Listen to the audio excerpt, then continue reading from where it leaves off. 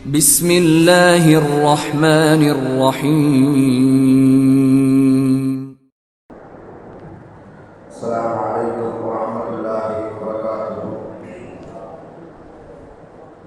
الحمد لله رب العالمين، والصلاة والسلام على أشرف المرسلين وعلى آله وصحبه وسلم. إن الحمد لله نحمده ونستعينه ونستغفره ونؤمن به ونتوكل عليه، ونعوذ بالله من شرور أنفسنا ومن سيئات أعمالنا. من يهده الله فلا مضل له ومن يضلل فلا هادي له، وأشهد أن لا إله إلا الله وحده لا شريك له، وأشهد أن محمدا عبده ورسوله. கண்ணியமானவர்களே, எல்லாம் நல்லவர்களே, தாய்மார்களே, சகோதர சகோதரிகளே, அல்லாஹ்வுடைய மகத்தான கிருபையினால் நாம் எல்லாம் 13 நோன்பை நிறைவு செய்துவிட்டு 14வது தராவியா தொழுகையான இரவு தொழுகையை நிறைவு செய்துவிட்டு அல்லாஹ்வுடைய திருப்பொருத்தத்திற்காக நாம் எல்லாம் அமர்ந்திருக்கிறோம். அல்லாஹ் தஆலா இந்த அமர்வை ஏற்றுக்கொள்வானாக. நாம் பகலினோற்ற நோன்புகளையும் நம்முடைய குர்ஆன் திலாவத்துகளையும் திக்ருகளையும் துஆக்களையும் அல்லாஹ் தஆலா நம்மிடமிருந்து ஏற்றுக்கொள்வானாக. நம்முடைய தௌபாக்களை அல்லாஹ் தஆலா ஏற்றுக்கொள்வானாக. நாம் ஓதிய கேட்ட அனைத்து இறைவசனங்களுக்கும் நிறைவான நற்கூலியை அல்லாஹ் தஆலா தந்தருள்வானாக. மீது இருக்கின்ற அனைத்து நோன்புகளையும் உடல் ஆரோக்கியத்தோடு பரிபூர்ண சுகத்தோடு நோற்று முடிப்பதற்கு அல்லாஹ் தஆலா நமக்கெல்லாம் தௌஃபீக் செய்வானாக. அல்ஹம்துலில்லாஹ். நபி ஸல்லல்லாஹு அலைஹி வஸல்லம் அவர்கள் கியாமத்தினுடைய அடையாளங்களை பற்றி, பெரும் அடையாளங்களை பற்றி நபி ஸல்லல்லாஹு அலைஹி வஸல்லம் அவர்கள் சஹாபாக்களுக்கு விளக்கினார்கள். அதில் ஒரு பகுதி, பொய்யான நபிமார்கள் எப்படி வருவார்களோ அதே போன்று பொய்யான தஜ்ஜால்கள் வருவார்கள் என்பதாக நபி ஸல்லல்லாஹு அலைஹி வஸல்லம் அவர்கள் கூறினார். தஜ்ஜால் எங்கு இருக்கிறான், எந்த சூழ்நிலையில் இருக்கிறான் என்பதை பற்றி தமீமுத் தாரி ரலியல்லாஹு தஆலா அவர்கள் சொல்லக்கூடிய ஒரு செய்தியிலிருந்து நாம் நேற்றைய முன்தினம் நாம் அறிந்து கொண்டோம்.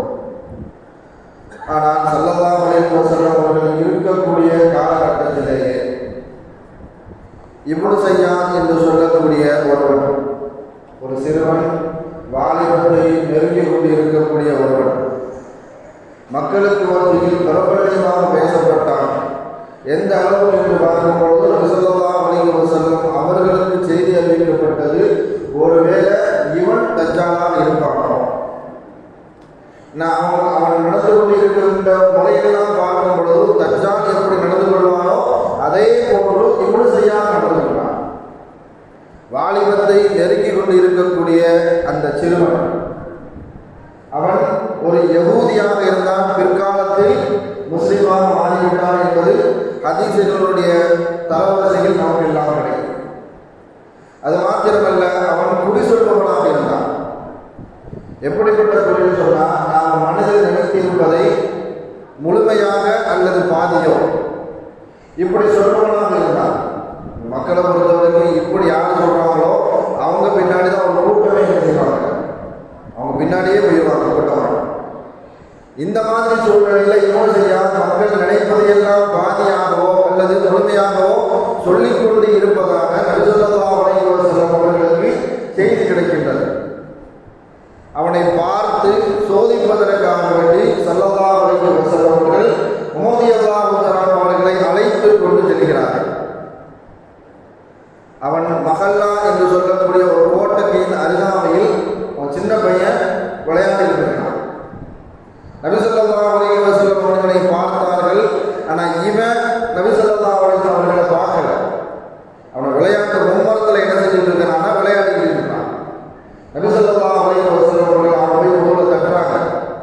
தட்டி முடிச்சதுக்கு அப்புறம் நபி ஸல்லல்லாஹு அலைஹி வஸல்லம் அவர்களை இவன் பார்க்குறான், மேலையும் கீழையும் பார்க்குறான். பார்த்து முடித்தவன் நபி ஸல்லல்லாஹு அலைஹி வஸல்லம் அவர்கள் அவனிடத்தில் கேட்கிறார்கள், நான் அல்லாஹ்வுடைய தூதர் என்பதை நீ சாட்சி சொல்கிறாயா? நான் தான் அல்லாஹ்வுடைய ரசூல் என்பதை நீ ஏற்றுக்கொள்கிறாயா அல்லது சாட்சி சொல்கிறாயா என்பதாக இப்னு ஸையாத் நபி ஸல்லல்லாஹு அலைஹி வஸல்லம் அவர்கள் கேட்கிறார்கள். அவன் கொஞ்ச நேரம் எந்த பதிலுமே சொல்லலை. சொல்லாமல் நபி ஸல்லல்லாஹு அலைஹி வஸல்லம் அவர்கள் மேலிருந்து கீழ் வரைக்கும் பார்த்துவிட்டு நான் இப்படி சாட்சி சொல்கிறேன், நீங்கள் உம்மி எங்களுடைய நபி, அதாவது எழுத படிக்க தெரியாதவர்களுக்கு நீங்கள் நபியாக அனுப்பப்பட்டு இருக்கிறீர்கள் என்பதாக நான் சாட்சி சொல்கிறேன் என்பதாக இப்படி செய்யாத சொல்றான். சொன்னதற்கு பிறகு அவன் நபி ஸல்லல்லாஹு அலைஹி வஸல்லம் அவர்கள்ட்ட திருப்பி கேட்கிறான், நான் நபி, நான் அல்லாஹ்வுடைய தூதர் என்பதை நீங்கள் சாட்சி சொல்கிறீர்களா என்பதை கேட்கும் போது நபி ஸல்லல்லாஹு அலைஹி வஸல்லம் அவர்கள் அந்த கேள்வியை புறக்கணித்து விட்டு இப்படி பதில் சொல்கிறார்கள், நான் அல்லாஹ்வையும் அல்லாஹ்வுடைய நபிமார்களையும் உண்மைப்படுத்துகிறேன் என்பதாக ஸல்லல்லாஹு அலைஹி வஸல்லம் அவர்கள் பதில் கூறினார்கள். இவனை பற்றி உண்டான செய்தி நபி ஸல்லல்லாஹு அலைஹி வஸல்லம் அவர்களுக்கு அறிவிக்கப்பட்டது. மனதில் எதை நினைத்தாலும் பாதியோ அல்லது முழுமையாகவோ அவன் சொல்லிவிடுவான். நபி ஸல்லல்லாஹு அலைஹி வஸல்லம் அவர்கள் கேட்கிறாங்க, நீ மனசுல நினைச்சதெல்லாம் சொல்லிடாமப்பா, நான் நினைக்கிறேன் சொல்ல முடியுமா அப்படின்னு கேட்கிறான். நபி ஸல்லல்லாஹு அலைஹி வஸல்லம் அவர்கள் குறுகுறுன்னு பார்க்கிறான்.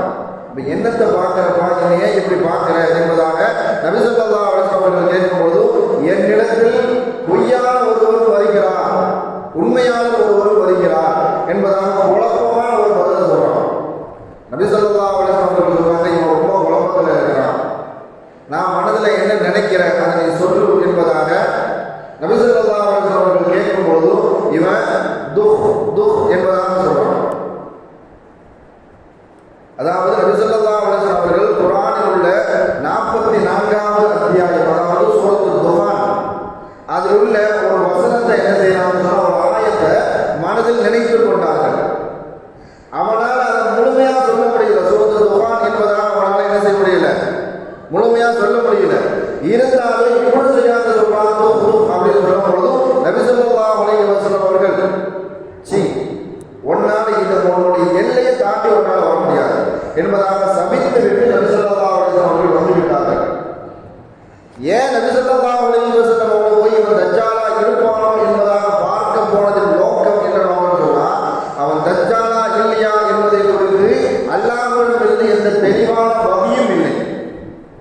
மக்கள் எல்லாம் பயப்படுகிறார்கள் அவனுடைய செயல்பாடுகளை, அவனுடைய சொல்லை பார்த்து மக்கள் எல்லாம் ஒருவேளை இவன் தஜ்ஜாலா இருப்பானோ என்ற நோக்கத்தில் மக்கள் எல்லாம் பயப்படும் போது அந்த பயத்தை நிவர்த்தி செய்யக்கூடிய போக்கக்கூடிய கடமை நபி ஸல்லல்லாஹு அலைஹி வஸல்லம் அவர்களுக்கு இருந்தது.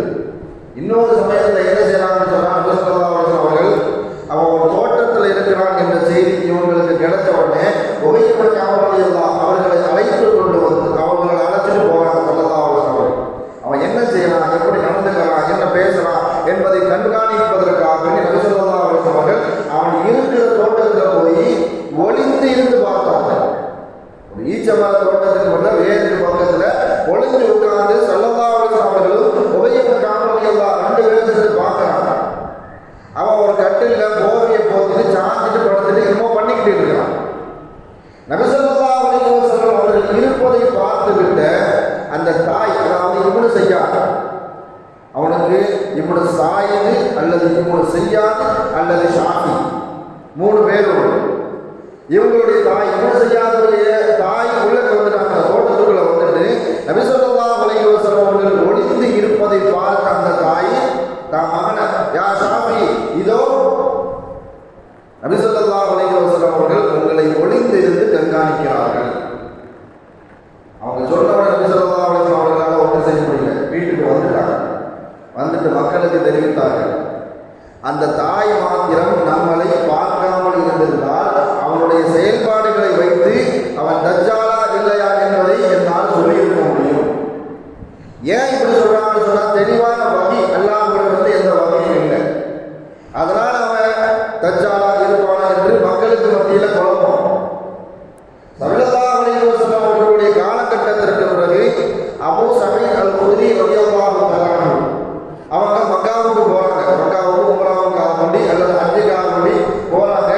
அதே குழுவில் இப்னு ஸையாத் இருக்கிறான், பயண சாமான வச்சுட்டு இருக்கிறான். மக்களுக்கு மத்தியில் இவன் பிரபல்யமா இந்த மாதிரி பேசும்போது அபூ ஸஈத் அல்-குத்ரி அவங்க சொல்றாங்க, அவனை பார்க்கறதுக்கு எனக்கு அருவருப்பா இருந்துச்சு. அவன் என் பக்கத்துல தான் இருந்தான், அவனை பார்க்கறதுக்கு எனக்கு அருவருப்பா இருந்துச்சு, அவன் பக்கத்துல உட்கார்வதற்கும் எனக்கு அருவருப்பாக இருந்தது. நான் அவன்கிட்ட சொன்னேன், உன்னுடைய பயண சாமான்களை அதோ இருக்கின்ற அந்த மரத்தினுடைய நிழலுக்கு கீழே கொண்டு போய் வைத்திருக்கிறது. அவன் அவன் அந்த மாதிரி செஞ்சுட்டான். அபூ சமீத் அல்-குத்ரி அவங்க சொன்ன உடனே அவன் சாமான எடுத்துட்டு போய் ஒரு மரத்துக்கு கீழே கொண்டு போய் வச்சுட்டான். அங்கு ஒரு ஆட்டு மந்தை இருப்பதை பார்த்து அங்கு இருக்கக்கூடிய ஆட்டு மந்தையிலிருந்து பாலை கறந்து கொண்டு வந்து அபூ சமீத் அல்-குத்ரி ரலியல்லாஹு அன்ஹு அவர்களிடத்துல கொடுக்கிறான். பார்த்தாலே 60 ரூபாய் இருக்குன்னு சொன்ன அபூ சமீத் அவங்ககிட்ட இருந்து பாலை வாங்கி குடிப்பாங்களா? நான் பாலை யார் கொடுத்தாலும் குடிக்கணும் நபி ஸல்லல்லாஹு அலைஹி வஸல்லம் ஹதீஸ் மறுக்கக்கூடாது, தட்டக்கூடாது என்பதாக. ஆனால் அபூ சமீத்துக்கு அந்த பாலை வாங்கி குடிக்கிறதுக்கு மனதில்லை. அதனால என்ன எப்படி சமாளிக்கிறாங்க அப்படின்னு சொன்னா, சீதோசை நிலையும் வெப்பமாக இருக்கிறது, நீ கொண்டு வந்திருக்க பாலும் சூடாக இருக்கிறது, அதனால அந்த பால் எனக்கு வேண்டாமா அப்படின்னு சொல்லிடுறான். அவன் விளங்கினான் நம்மளை இவர் வெறுக்கிறாரு என்பதை விளங்கிக் கொண்ட அபூ சமீத் அல்-குத்ரி அவர்கள்ட்ட சொல்றான், மக்கள் எல்லாம் என்னை தஜ்ஜால் என்று விமர்சனம் செய்யும் பொழுது எனக்கு மன வருத்தமாக இருக்கிறது. எந்த அளவுக்கு மன வருத்தம் சொன்னா, ஒரு மரத்துல கயிறை போட்டு தொங்கிடலாமோ, ஒரு மரத்துல கயிறை போட்டு நான் என்ன செஞ்சிடலாம், தொங்கிடலாமோ என்ற எண்ணம் எனக்குள் வருகிறது.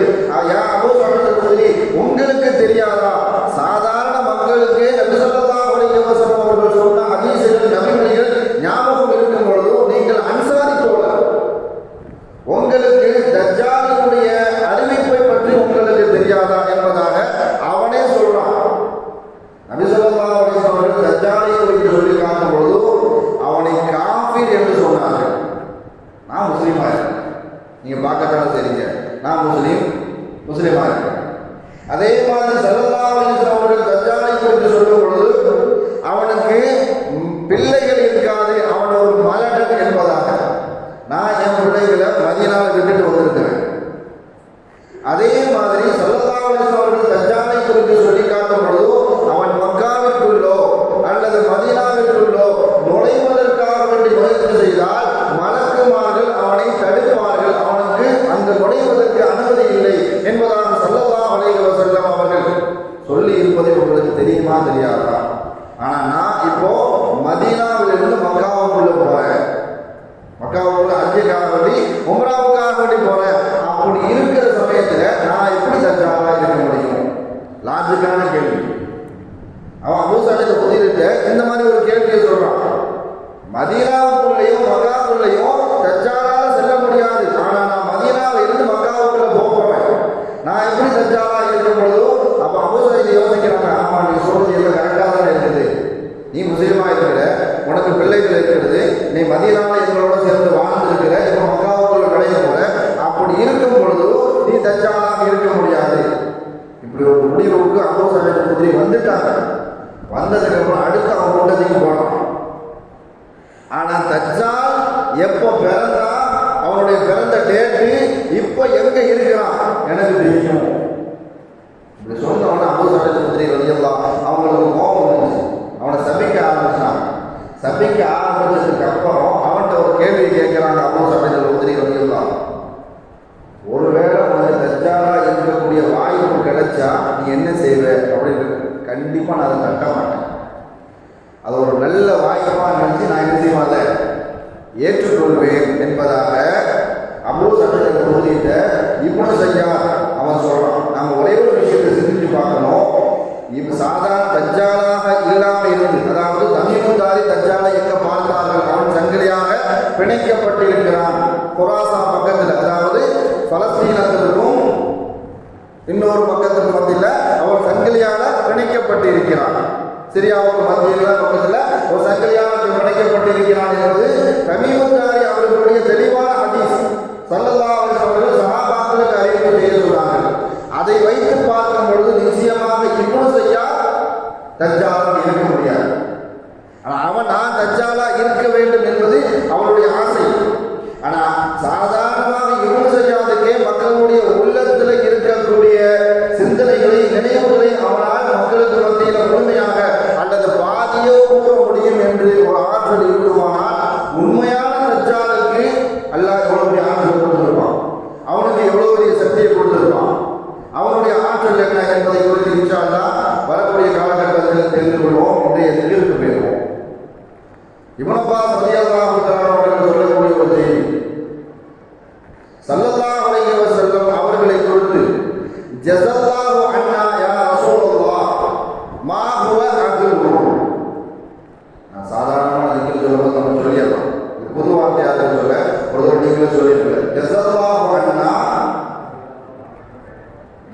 அல்லாஹு அன்னா யா ரசூலல்லாஹ் மா ஹுவ அக்லுஹு. நாம் அல்லாஹ்வுக்கு நாம் ஸல்லல்லாஹு அலைஹி வஸல்லம் அவர்கள் குறித்து என்ன கேட்கிறோம்னு சொன்னா, நபி ஸல்லல்லாஹு அலைஹி வஸல்லம் அவர்களுடைய அந்தஸ்து என்னவோ அதற்கு தகுந்த கூலியை யா அல்லாஹ் அவர்களுக்கு நீ கொடுத்துவிடு. இந்த திக்ரை யார் சொல்வார்களோ, இந்த வார்த்தையை யார் சொல்வார்களோ, இப்னு அப்பாஸ் ரலியல்லாஹு அவர்கள் அறிவிக்கிறாங்க, இந்த வார்த்தையை சொன்னதற்காக வேண்டி 70 மலக்குமார்கள் சொன்னவர்களுடைய நன்மையை எழுதுவதில் தயாராகிறாங்க, சோர்வு அடைந்து விடுவார்கள். அதனால இன்ஷா அல்லாஹ் நாளை மறுபடியும் வரைக்கும் இந்த திக்ரை சொல்லி மலக்குமார்களை நாம் சோர்வடைய செய்து கொண்டே இருப்போம். இன்ஷா அல்லாஹ் நாளை மறுபடியும் தஜ்ஜாலுடைய ஆற்றல் என்பதை பற்றி தெரிந்து கொள்ளக்கூடிய நல்ல வாய்ப்பு எல்லாம் அருள்புரிவானாக. வாஹதாவானா அல்ஹம்துலில்லாஹி ரப்பில் ஆலமீன். அஸ்ஸலாமு அலைக்கும் வரஹ்மத்துல்லாஹி வபரகாத்துஹு. சுப்ஹானல்லாஹி வபிஹம்திஹி சுப்ஹானல்லாஹி வபிஹம்திஹி அஷ்ஹது அல்லா